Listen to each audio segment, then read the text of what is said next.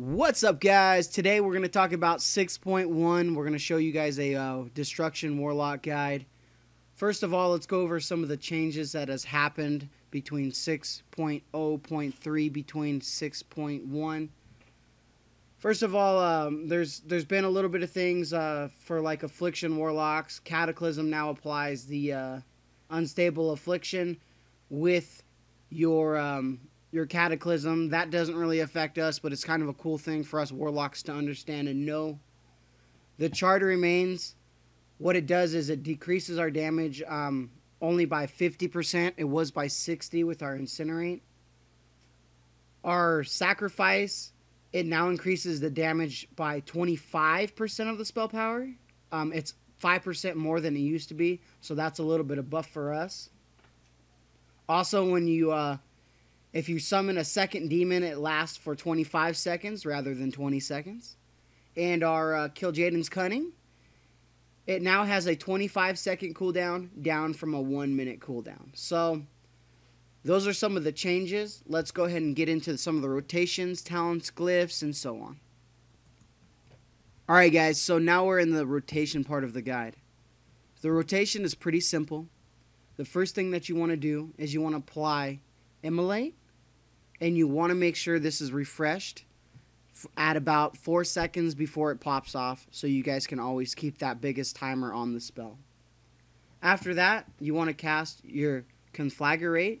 You have 2 charges, so just use one. If you guys have taken Cataclysm in your talents, you guys can cast your Cataclysm. If you have not, don't worry about that. And then you want to cast your Chaos Bolt. Remember, when you have more than 3.5 Burning Embers, you should be casting your Chaos Bolt. Chaos Bolt is supposed to be used when you guys have a proc, such as your Dark Soul, or such as a Trinket proc, and so on. Your Chaos Bolt should not be used just to spam and you have no Burning Embers to do anything else. So that's why it's really highly recommended. If you don't have any procs of any sort, don't use a Chaos Bolt until you have a little bit more than 3.5 Burning Embers. So after you guys have used your Chaos Bolt, if you guys had the requirements for it, you guys are going to cast another Conflagrate. And then you guys are going to use Incinerate as a filler spell. Now, what your Conflag does is it gives you Backdraft, which is going to give you 3 faster casts of Incinerate, or 1 faster cast of your Cast Bolt. So that's pretty much the rotation. Emulate, Conflag, Cast Bolt if you meet the requirements.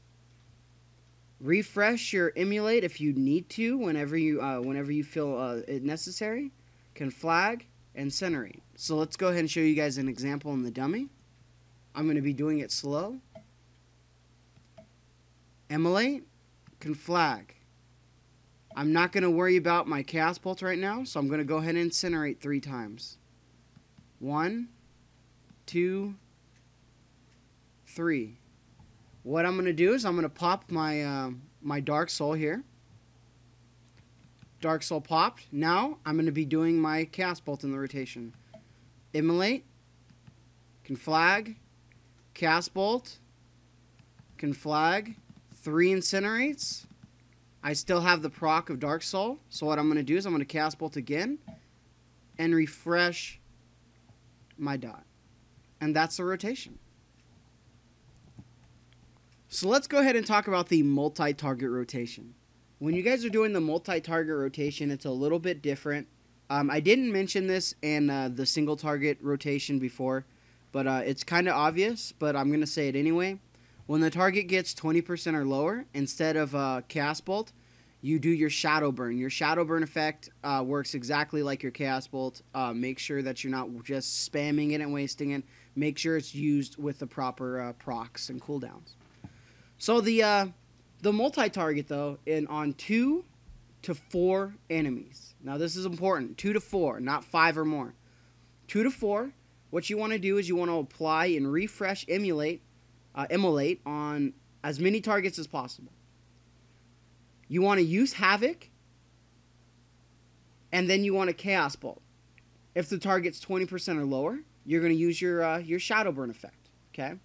If you have the talent Cataclysm, your Cataclysm will be the top priority for all of this, because it's going to apply Immolate, and it's going to hit really hard. So if you guys need to cast if you don't cast a Havoc and then a Chaos Bolt, if your Cataclysm's up, make sure your Cataclysm is priority. So let's talk about 5 enemies or more.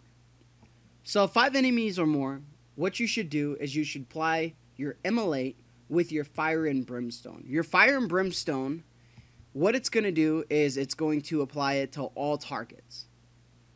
When you apply it to all targets, you should use your Rain of Fire. Now remember, your Rain of Fire has now been nerfed in 6.1. It's not as great, but it's still okay when you have those more targets. Now let's go into when you're fighting the 5 or way more, right? Fire and Brimstone is a great spell to cast when you're casting Immolate, but you should also use it for your Conflag and your Incinerate. Using your Havoc with your Chaos Bolt and Shadow Burn is obviously a priority over the Fire and Brimstone, but you should also use that also. So let's go ahead and talk about talents and glyphs. Now, the talents, surprisingly, are a little bit better in 6.1 than they were previously, and they're a little bit closer, but you know, you can look at my setup, but you can always pick different things. I like, for example, Shadow Fury over the Coil, and the Coil's really good. The Coil is going to give you a little bit of a heal on a boss if you guys are needing to help the healers and whatnot, whatever it is. So it's kind of up to you, but I like the option for the AoE stun. Dark Bargain, I enjoy Dark Bargain. Burning Rush, just something I like. This one's going to be interesting because Sacrifice is pretty good. It did get a little bit buff. It got a 5% damage buff on it. But I prefer this one. That's just me. Kil'jaeden's Cunning. It got a little bit of a buff, but you know, your cooldown, when you have 2 of your cooldowns, it's just way more better for me, so that's the one I pick. DS is just my choice. It's unless I was going to use maybe Sacrifice, maybe I'd switch it up to for Cataclysm. Charred Remains is a little bit better also, but I still think DS is just the way to go. Now let's talk about your glyphs here. Your glyphs are interesting because none of them are super. You have to pick them. Glyph of Havoc is really good. Your Havoc has 6 charges, so you could actually do 6 Incinerates and 2 Chaos Bolts on your Havoc, which is super amazing, right? But Havoc has a 55-second cooldown. So the Glyph is really, really useful when you need burst damage on a secondary target. So when you guys are fighting those multi-target bosses, that Glyph is something you guys probably should switch out to, you know. So other than that, a lot of the other glyphs are good. Dark Soul Glyph, the Glyph of Dark Soul is it is a DPS increase on fights that allow you to actually line up your Dark Souls a little bit better, because as you guys know, sometimes you can't be popping Dark Soul every time. You're kind of getting it into that where you want to pop it. So it is a DPS increase on that note, but it's kind of one of those things that's up to you. So have fun with your glyphs, figure out your gameplay, and see what you guys like to do with that. So hopefully this guide helps you guys out a little bit. It was mainly about the rotation, for single target, multi-target. The Destruction Warlock did get a little bit of a buff in 6.1, so hopefully we do a little bit better. We scale very well with gear, so if any of you guys are having problems with DPS or anything like that, gear will fix everything most of the time. So just make sure you guys go over your rotations, practice your rotation. You guys can see my rotation that I pull in this guide. I didn't talk about cooldowns, pots, nothing like that. It was mainly the rotation, but how you guys get good at your rotation is practicing your rotation. If you play a Destruction Warlock for an hour and you're frustrated that you're not pulling the numbers you should, it just means you guys need to put more time into the class and focus on your rotation so it's second nature, not trying to figure out, well, I need to do this, this, this, and this.